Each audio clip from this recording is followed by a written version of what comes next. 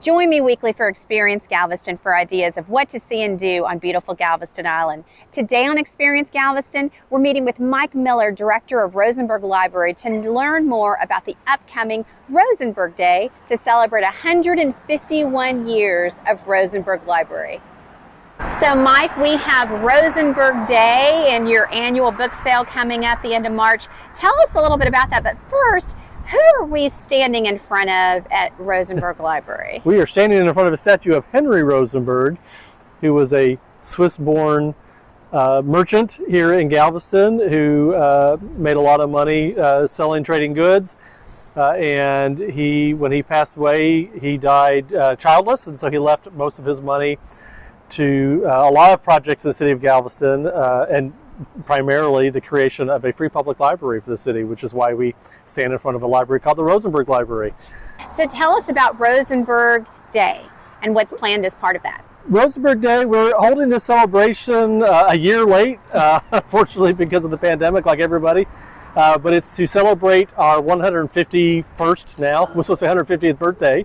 There's been a free public library on the island since 1871, and we are the oldest continuously operated public library in the state. There are two other public libraries that want to claim some version of the oldest, but that's the one we claim. And so that's what we're here to celebrate. We're going to celebrate all things library, all things books and literacy. Our friends of the library is having their book sale. That will actually start Thursday evening. It'll be a members-only preview sale on Thursday the 24th, and then Friday the 25th is this book sale opens. And on the 26th, we're going to have a big festival day here to celebrate the library. We will have children's events like a petting zoo, children's music, face painting. We're going to have a little mini author book festival. We'll have local authors here talking about their books and sharing their books. We'll have food trucks. We're going to have a salvage sale, so we're clearing out the library's attics.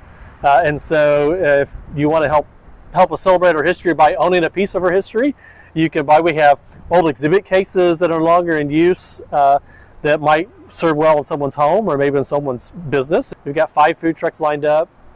So it's just going to be a fun, great day to celebrate the library, celebrate Henry Rosenberg. We may even have a guest appearance by Henry. So stay tuned for that.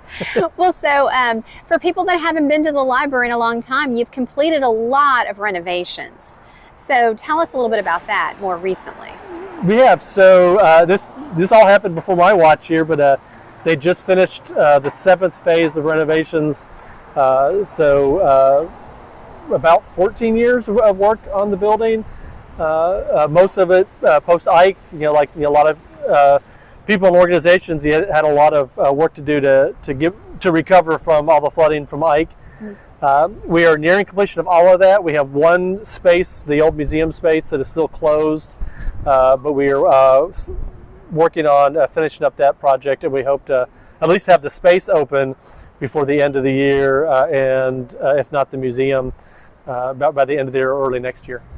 Well, and this side of the building is the older part of the building, and so what year is this side of the building of Rosenberg Library? This side of the wing, we call it the Rosenberg Wing because it was the original building. It was opened in 1904. Wow. And it served as the main location until 1971 when the Moody Wing opened, and that's on the other side.